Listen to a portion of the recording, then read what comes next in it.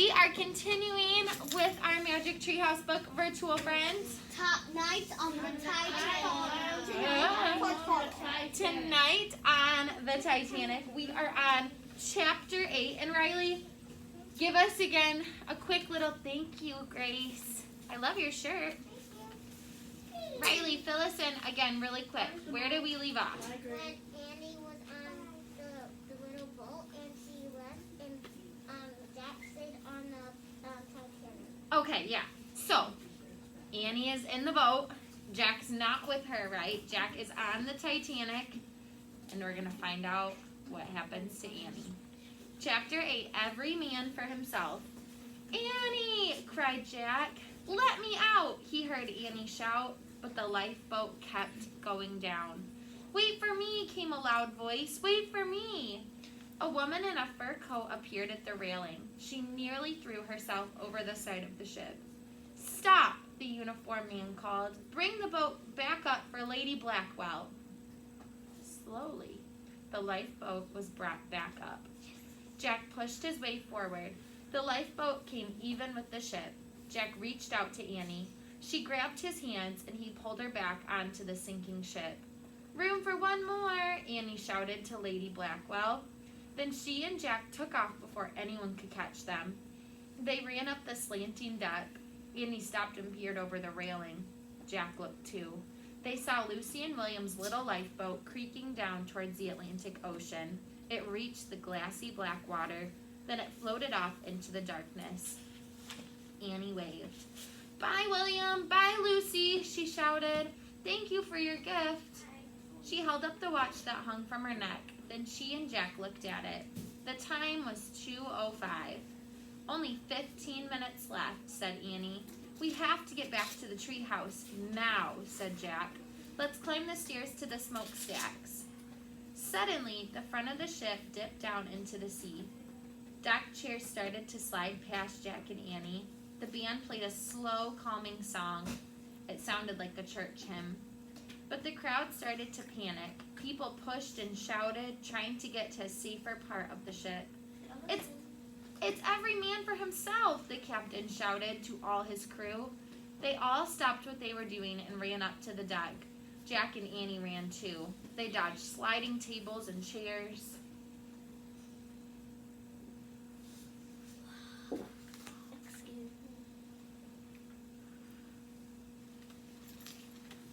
Ronnie? They should have listened because now everyone's going to go down. They tried to warn him. And the boat is gone.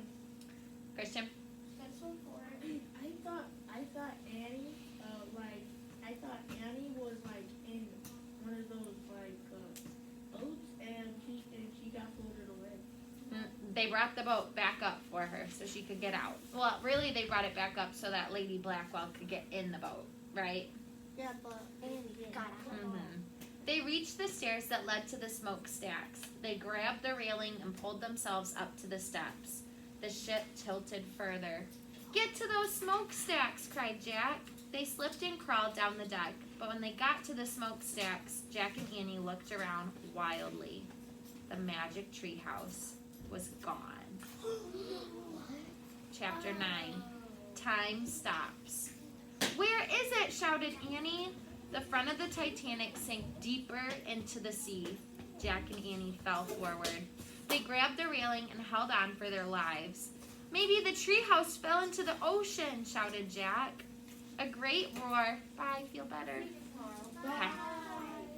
Have a great day home. A great roar started coming from the ship. Jack imagined everything crashing forward. All the furniture, dishes, bicycles, the grand clock on the staircase. He looked down. A giant wave of water rolled over the deck. Jack imagined water flooding the third glass corridor, the card room, and the grand staircase. He closed his eyes, waiting to be washed away. Arf, arf! The barking came from a distance. Teddy, cried Annie. Jack had forgotten all about the little dog. Holding on to the railing, he used one hand to pull off his knapsack. Teddy wasn't there. There was more frantic barking. Where's Teddy? Cried Jack. He's calling us, shouted Annie.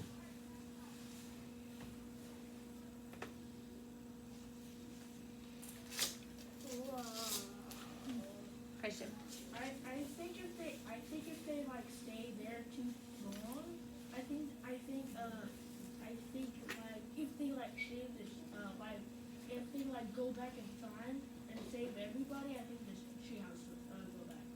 I don't know. We can't look for him, shouted Jack. We'll fall off the ship.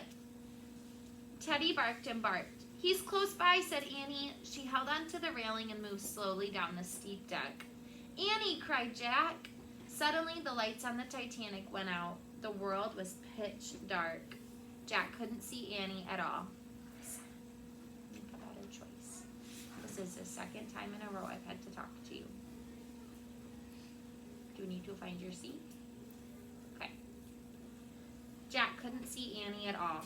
Annie, he shouted. He tried to move down the deck too, but the ship tilted again. Jack slipped and fell. He rolled until he crashed into the smokestack. Jack, cried Annie. Here, here. Teddy kept barking. The back of the Titanic was rising out of the ocean. The front of the ship was going down. Jack tried to go around the smokestack without falling. In the dark, he could barely see the treehouse. It was stuck between a smokestack and the railing. It was lying on its side. Annie and Teddy were looking out the window. Teddy's barking led me here, cried Annie. Hurry, Jack. Jack crawled around the smokestack. He held out his hand. Annie grabbed it. She pulled him into the treehouse. Teddy licked his face. I wish we could go home, shouted Annie, pointing at the Pennsylvania book. Jack heard a loud crack. The wind started to blow. The treehouse started to spin. It spun faster and faster. Then everything was still. Absolutely still. Chapter 10. I think this is the last chapter, so we'll finish it up here. What's the chapter? A touch of magic. Oh man, whispered Jack. He was lying on the floor of the treehouse. He was wearing his pajamas and rain poncho. You okay? Annie asked. Yeah, you, said Jack. My heart's beating really fast, said Annie. Mine too, said Jack. He thought of the Titanic sinking into the cold black sea. His eyes filled with tears. It was terrible, he said. Annie nodded. Jack could see tears on her cheeks. Teddy licked Jack's face. Hey, said Jack, how did you get out of my knapsack? Teddy whined. Jack and Annie stroked his furry head and ears. I think he has a touch of magic, said Annie. Slowly, Jack sat up. He saved our lives, he said. And now we have the first gift to break the spell he's under, said Annie. She turned on the flashlight. She shined it on the silver pocket watch that hung from her neck. Lucy's gift, she said. The watch had stopped. The hands were at 2:20. Jack was silent. Then he sighed. That's exactly when the ship went down, he said.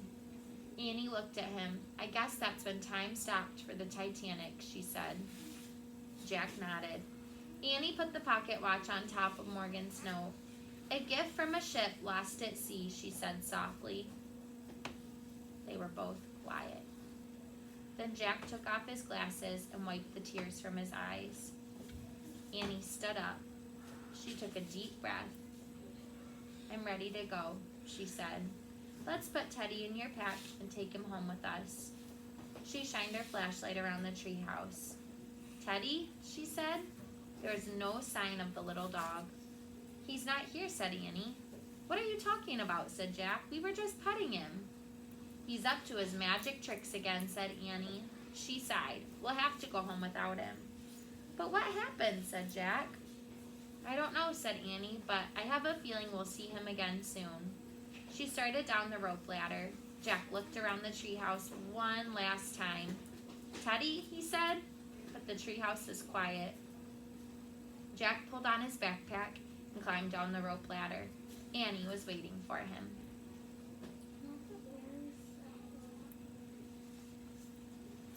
He's in the backpack. 1 second, Christian. Without a word, Jack took her hand. The rain had stopped, but the water was still dripping from the trees. Stars glittered overhead in a clear sky. Silently, Jack and Annie left the Frog Creek woods. They climbed up the dark street to their house and climbed the steps to their porch. Before they went outside, they looked again at the night. Time might have stopped for the Titanic, Jack said, but books and memories keep the Titanic alive, don't they? It's a true story, but it's also like a myth now. Yeah, said Annie, and every time the story's told, we wish it had a different ending. Jack nodded. That's exactly how he felt. Staring at the starry sky, he shuddered at the memory of the sinking ship. He knew that he and Annie were lucky. They had come home. Good night, Titanic, he said softly. Goodbye.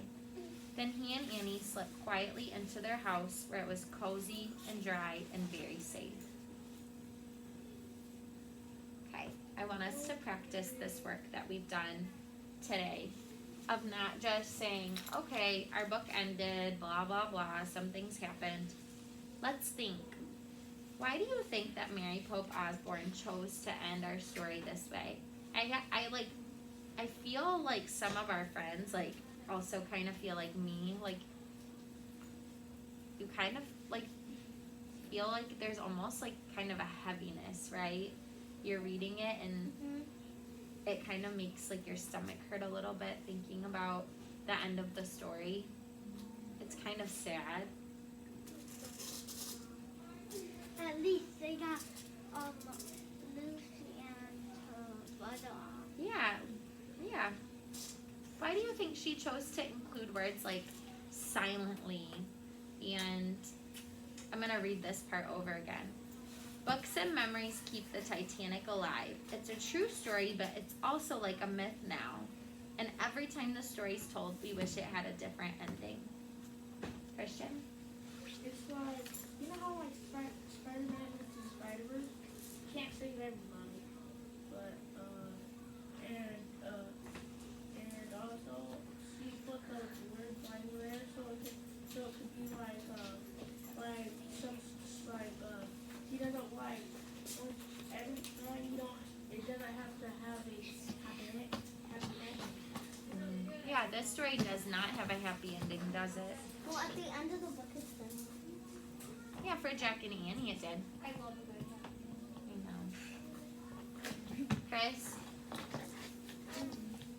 Well, we could try to talk like that. Yeah, she's kind of helping us to feel maybe how Jack and Annie felt, right? Yeah, they were so sad that they were doing what? What did they not usually do at the end that was happening this time? Lorenzo, what were they doing at the end that they don't usually do when they get back to the treehouse? What happened to Jack? He got so sad that he was what? Crying. He was crying. Does Jack usually cry at the end of the stories? No, not usually. So that kind of like fills us in that Usually he's happy. yeah, his heart was like breaking, right? Yeah, because the Titanic sank. Yeah, and it's a terrible, sad thing that has happened in history, right? But they were saying that what could the author be teaching us from this? That Jack and Annie were learning. Alyssa?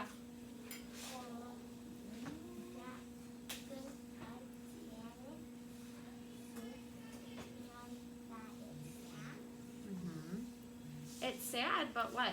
It can live on in our memories, right? Yeah, and it kind of is a reminder for us to be like thankful for the safety that we have, right? And for the days that we have to live and experience things that some people that maybe didn't get to experience on the Titanic, right? So we think about those people, we keep them in our memory, right? Yeah, we honor the life that they lived. Okay. Virtual friends, thank you for reading this story with us. We will see you tomorrow. Bye, guys.